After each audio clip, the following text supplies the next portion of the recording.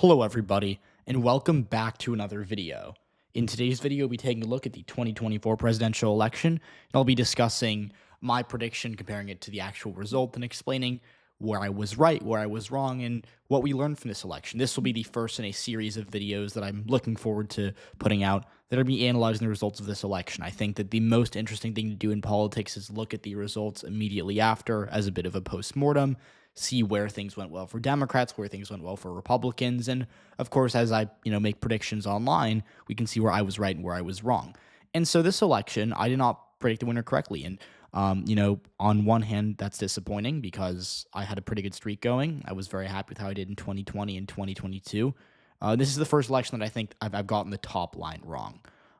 So that stinks, but I'm definitely not ashamed of my prediction. It was better than a lot of other predictions, and I think that a lot of the things I said in that video turned out to be true.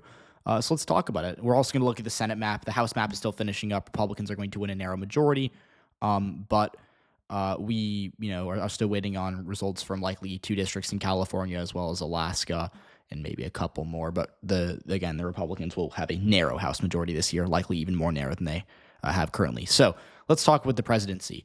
Donald Trump won the 2024 presidential election, and he did it in a pretty impressive fashion. He won all 7 of these swing states, and we actually saw him cut into the margins in a lot of deep blue states. I'm going to talk extensively about this because I think the most interesting thing about this election, just from a purely analytical standpoint, is how well Trump did in some blue states. But just to kind of go over it quickly here, you look at the Northeast, New Jersey stands out. Trump only lost it by 6 points. I mean, as we can see here, he did significantly better in deep blue parts of New Jersey, right? Essex County, which is where obviously Newark is, he did 11 points better, even better in Bergen County. The swings were a bit smaller in the more rural, or I should say exurban counties in the western part of the state. But we look at these deep blue areas, right? Essex County swung 11 points towards Trump. Bergen County, as I said, actually went from being pretty deeply blue to being more competitive. And we saw a similar thing in New York City, where Trump, again, even in bluer parts of New York City, right? If we go here to, let's see, if I can take a look. Well, it's not letting me. Of course, it's not. But I wanted to show you that the shifts in Brooklyn and Manhattan, which were very strong for Trump, and then obviously in Westchester County outside of New York City, he did very well. So the Northeast, Trump didn't win any of these states, and he only really came close to New Hampshire, but he did very well in deep blue areas. We also saw, I think, on the West Coast, Trump didn't do as well, which is kind of interesting because initially people thought it was because it was a rejection of Democratic governance, but Washington, Oregon, they held up pretty fine for Harris. California will trend to the right by a good amount, but we're still counting more votes and they're likely to skew towards Harris, so it remains to be seen how much. Now, with that being said, though, and I do also want to mention Texas. This was shocking to me that Trump won by 14. I thought he was only going to win it by 5. As you can see my final prediction, I had him winning it by just under 5. He won it by 14. That was, I think, my biggest miss of the night was in Texas, and obviously Florida also was very good for Trump. But let's talk about the swing states now, because these are the states I got wrong. So of the big 7 swing states, I called North Carolina, Arizona, and Nevada correctly. I was wrong on toss-up in Wisconsin, Georgia, and Pennsylvania. And then Michigan was the only state that I actually, expressed kind of a degree of confidence in Harrison, and obviously she did end up losing that state. So, again, I don't feel horrible at this prediction. I think there was a lot of, I again, will never switch up based on whether I was right or wrong. I think there was a lot of good evidence that I used to predict Harris to win, but also clearly there were things I was missing. And so that's what we're going to talk about today, which is what can we learn? What did I get wrong in these 4 states? So we're going to start out in Georgia. Now, Georgia actually, relative to the country, because the country swung 6% to the right, if not a little more, Georgia actually, I think, held up fine for Kamala Harris, and had we been in even an environment 2 or 3 points bluer, which would still have been a shift from 2020, Harris would have held on to Georgia, and that's mostly because she did pretty well in the South Atlanta suburbs, and she maintained pretty stagnant in Forsyth and Cherokee, which are the more wealthy exurbs north of Atlanta. The problem with her was that obviously black turnout was it was okay. It could have been a bit better, and Democrats, I think, didn't net the votes they needed in Fulton or DeKalb. But more importantly, rural Georgia just zoomed towards Trump, especially in the more diverse rural areas, right? Like we saw rural black counties move hugely towards Trump, and that was similar in North Carolina in those areas. So Trump was able to cut into the margins with rural voters. who had, rural black voters who had previously favored Democrats. We saw Burke County, which is my favorite example, voted for Hillary Clinton in 2016. Trump won it by almost 10 points. So certainly there was some movement there. But overall, I don't think that I think there's a lot of bad things that came out of this election for Democrats. I don't think Georgia's one of them. Long term, this is a state that will, I think, be difficult for Republicans to win. They got the best environment. I think they got a very good environment at the very least nationally. Donald Trump supercharged rural turnout, and he still, won Georgia by a lot less than he did in 2016, despite doing 4% better nationally this time. So, Democrats, I think, should broadly keep their chins up here. But at the end of the day, I was wrong with this because I think black turnout was a bit lower on election day than I expected to be, and rural Georgia had more swings than I was expecting, right? Like I said, look, Trump's going to do a bit better in rural Georgia. I didn't think he was going to do better across the board because I truly did think that rural Georgia was to an extent maxed out for Republicans. So Georgia, I'm okay with my call here. It did end like a lot of people, if you read the comments in this video, a lot of people said I was crazy for picking blue Georgia but red Nevada.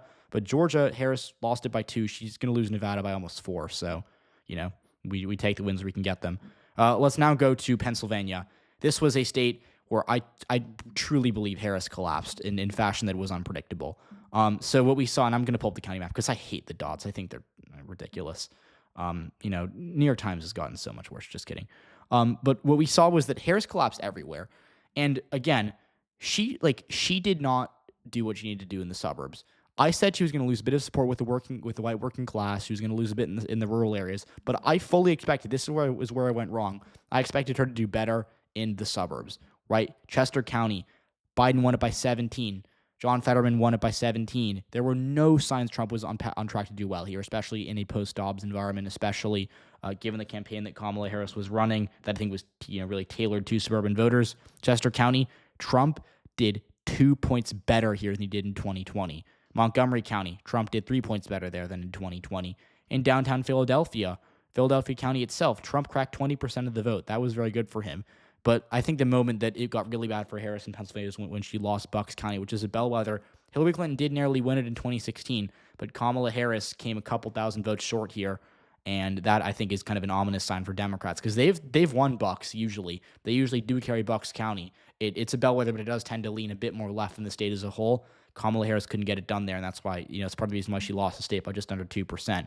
And we also saw, obviously, turnout from Philadelphia was lower than expected. That was the problem across the board for Democrats. Now, to be fair, Democrats had a turnout problem across the country, and it was actually worse in safe blue states than it was in swing states. And I think that's mostly actually to the credit of the Harris campaign. Where they invested, they did well. And I'll talk about this in Wisconsin because I think Wisconsin was weirdly a very good result for Kamala Harris, all things considered. But at the end of the day, especially in states like Michigan and Pennsylvania and Georgia, Democrats didn't get the turnout they needed out of rural or out of their urban bases. And so that obviously, I think that's tens of thousands of votes you're losing right there.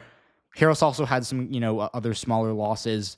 Lackawanna County, which Biden won by 8 points in 2020. Scranton, it's a working class area, been trending towards Republicans for a while. Donald Trump only lost it by 3,000 votes, which is obviously very bad for Kamala Harris. And this was a county Obama won by 25 in 2012. So this used to be deep blue. It used to be bluer in these Philly suburbs. We just got an update somehow. I don't know why. It's like a week after the election. It used to be deep blue, bluer than these suburbs. Not the case anymore.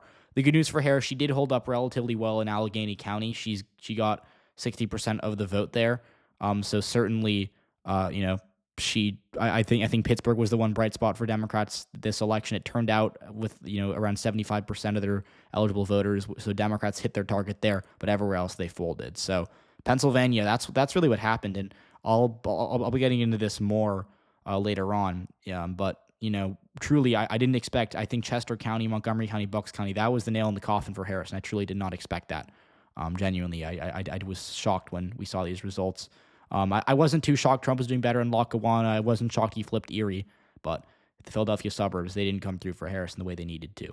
So with that being said, let's go over to Michigan. This was the most shocking result for Kamala Harris, I would certainly say. But, again, I had her winning it by 3. And what really happened was Democrats in Detroit just, got crushed, right? If we look at the swing from 2016 or from 2020, and by the way, Biden actually did worse in Detroit than Hillary Clinton did in 2016. So it's even bigger compared to 2016. 9 points towards Trump. He did 9 points better in Wayne County. That is unbelievable. I mean, this is an area where Democrats were expected to maybe have some problems, especially with the Arab community in Dearborn. And that obviously Trump won Dearborn. I actually think he won East Dearborn, but either way, the margins in those areas where we saw a lot of concerns for Democrats. Jill Stein did very well in those areas. That certainly hurt Kamala Harris. But what happened at the end of the day was, on top of losing support with Arab voters, Kamala Harris, black voters in Detroit, she did not get the number she needed with black voters in Detroit. That's, I think, part of why she lost Michigan. Wayne County moved 9 points to Donald Trump, and that was because, I think, in part, a turnout among black voters in the city of Detroit itself. And obviously, Detroit's been losing population a bit over the course of the past 30, 40 years, right? Like, that's been a concern for Michigan Democrats long term. That kind of showed itself this year. We saw Kamala Harris obviously struggle in a lot of parts of the state. She did well in kind of the western part, by the way. Like, she actually did better than Biden in a few counties, like, Alila now and Grand Traverse. She kind of held up here. But we, go to southeastern Michigan, Detroit, biggest, among the biggest rightward swings in Michigan. So that obviously played a role in it. But even then, Michigan's a blue-leaning state. Harris should have been able to offset this in the suburbs. Oakland County, Livingston County, these are left-trending areas that Biden did well enough in 2020. Oakland moved 4 points to the right. Again, this is a suburban county that you should expect to move towards Democrats, especially in 2024. Trump just did better there. And Livingston, he also did better there. So Michigan was, I think, a disaster for Democrats this year. They got very lucky. They ended up winning that Senate race, which I'll talk about later on in the video. But this was just a very bad result for Democrats. And I think, unlike Georgia, maybe unlike Wisconsin, long term, this is a concern because, again, if you're a Democrat and you're getting only 63% of the vote in Wayne County, that is going to it's going to make it so hard to win statewide. And again, she couldn't even offset that in the suburbs. So, I think this is a pretty grim result for Kamala Harris. She really, I think, should have won this state. But at the end of the day, Democrats didn't come out to vote, especially in Detroit. The suburbs did not continue their 8-year streak of trending to the left, and that's a lethal combination. And so that's why I got the state wrong. Again, I had her winning the state. It wasn't like I had it as a toss-up. I saw her as the favorite here. I'm not gonna lie. There's no cop-out, right? Harris, in most good polling, and based on the limited early vote data we had, should have been ahead in Michigan. And at the end of the day, we saw that Democrats on election day didn't come out in the numbers they needed to, and the suburbs swung towards Trump in a way that I think not a lot of people were anticipating. So with that, let's go to Wisconsin. Now, Wisconsin, I think, as I've kind of been mentioning, was not that bad for Democrats. Now, Kamala Harris lost it, but if you had told me she was going to lose Michigan by 1.6 and Pennsylvania by 1.9, I would have thought she'd lose Wisconsin by 3 or 4. And again, this was her best state in the Midwest, or a swing state in the Midwest. She only lost it by around 0.8%. And again, what we saw in Wisconsin was that Harris actually did very well in the WOW counties. If we look at the swing from 2020, Ozaukee, Washington, Waukesha, they all swung marginally towards Harris. Now, obviously, these aren't big swings. They're not enough to, make up what happened in the rest of the state. But again, if you look at this map, this is a red map all around. And we saw the national environment, swing 6% towards Donald Trump. But in these suburbs of Milwaukee, Harris was able to, make some marginal gains. And obviously, I think it could have been better for her, certainly. But, it's I think a sign for Democrats long term that there's still room to grow in the WOW counties. Anyways, let's talk about Wisconsin. So I think I think Kamala, and I'll talk about this because this is obviously a take I need to expand on. I don't think Kamala Harris is the reason Democrats lost this election. There are a million other reasons, right? With the economy being at the top of that list. But we can kind of empirically confirm this because the average swing in the other, obviously we have the big 7 swing states and we have like the other 43. The average swing in the big 7 was around 3.5 points towards Trump. In the other 43, it was nearly 8 points towards Trump. So that means that Harris did twice as well relative to Biden in the big 7 swing states than she did in the rest of the country. And what that means is that Democrats, when they actually invested, when they ran campaigns in these states, because realistically there's only a few states that really matter, right? They were able to hold up. And we saw that in Wisconsin, where Kamala Harris should have lost by a lot more, but because I think Democrats in Wisconsin are the superior organized party, right? That was able to kind of make up some ground. We saw Democrats actually have decent turnout in Milwaukee. It could have been better. It wasn't enough to save Harris, but she did relatively okay here. The swing actually was not that bad. When we saw the swings in Wayne County, 9 points towards Trump, and in Philadelphia, let's see, it was 5 points towards Trump. Milwaukee only moved about a point, which is quite good for Harris. So she held up there. Her concern, though, I think the thing that really matters here is Dane County. Dane County didn't really move. It actually got a point redder from 2020, and Kamala Harris should have netted more votes out of this county. It's a progressive county where I think Democrats were banking on high turnout. They didn't get it. And if you watch my video, I said that Democrats, if they're going to win Wisconsin, we're going to need high turnout from Madison, Wisconsin. They didn't get it, and that's, I think, why she wasn't able to come out on top statewide. We also predictably did see Democrats continue to lose ground in the driftless region of the state, which I'll be talking about more. I think this is a white working class region that Democrats really struggled to appeal to, but that wasn't a surprise. To me, the real surprise was Dane County just not coming out for Harris, and beyond that, Wisconsin was always going to be close. I wasn't too shocked Trump won it, but it was kind of interesting that Wisconsin voted to the left of Michigan and Pennsylvania. So with that, let's talk about the Senate map. So again, presidential map for those who keeping score at home. I was vindicated in Nevada, which I'm, interesting. I don't vote based on my predictions. I vote outside my predictions. And I would never root for an outcome that is something other than I want just because of a prediction. But it's, I'm happy that I, broke with John Ralston and picked Trump to win Nevada.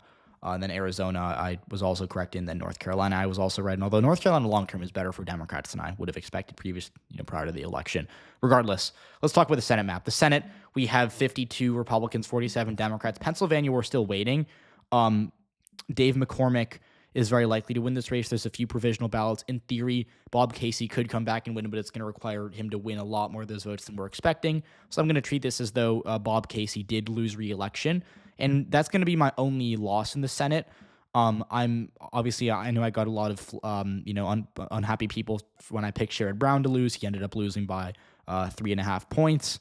John Tester lost by a bit more than I thought, but broadly I was right about that race. I'm happy that I put Wisconsin in the tilt Democratic column. I said this race had moved into a toss-up by election day, and it ended up being only about a point win for Tammy Baldwin. And then obviously we saw Arizona was a bit closer than expected. I had this race in the lean Democratic column. Same with Nevada. These were races where Democrats, I think, had leads too big in the polls, and Republicans ended up showing up on election day. And then, again, the only race that I think really caught me off guard here was Texas. But Texas even then was pretty good for Colin Allred. He outran Kamala Harris by 5 points, which is quite impressive. And had Harris just held Biden 2020 margins, Allred would have lost to Ted Cruz by 0.3%. So Allred, I think, by all measures, ran a good campaign given retrospect here. It's just that the environment in the state was too red to overcome. And then obviously what we saw was that the GOP broadly outperformed in Florida as well. Nebraska was interesting. I actually am curious to see my final margin prediction in Nebraska, where I had, I got this pretty right, actually. I had Osborne at 46.4. Yeah, actually, I was dead on here. I thought for some reason I had Osborne losing by more, but no. So I guess Nebraska is a win for me. But yeah, no, I think my Senate map was pretty good. It looks I'm going to get Pennsylvania wrong. I wasn't too shocked about that. I thought McCormick was a bit underrated, but obviously I did expect Casey to win. So that's, I'd say certainly an upset in Pennsylvania. But Senate map, pretty happy with, just to recap. Although Democrats, again, they got very lucky in Michigan that Slotkin was able to pull this one off, because she really cut it close here. And again, it was really only because she outperformed Harris in some of these working class areas like Macomb County and the more rural part of the state. But we'll talk about the results later. I just wanted to give you all an update on my prediction. Again, I like to hold myself accountable. I'll do a House video when we finally get results from some of those California seats that take years to count. We finally get Alaska. But yeah, so again, I hope you'll stick with me after this election. Obviously, there were places I was wrong. There are places I was right. This is, again, different from what I've normally done, because in 2020 and 2022, I was happy with my predictions in the sense that they were very accurate. This year was, not my banner year. I don't think it was, again, I think it could have been worse, but obviously I do want to be accountable. And at the end of the day, the race that matters most, the presidential race, the top line was incorrect. So again, hope you'll stick with me. Let me know what you all think, and I hope to see you all later this week, where I'll be putting out more videos analyzing the results of this election, talking about why what happened.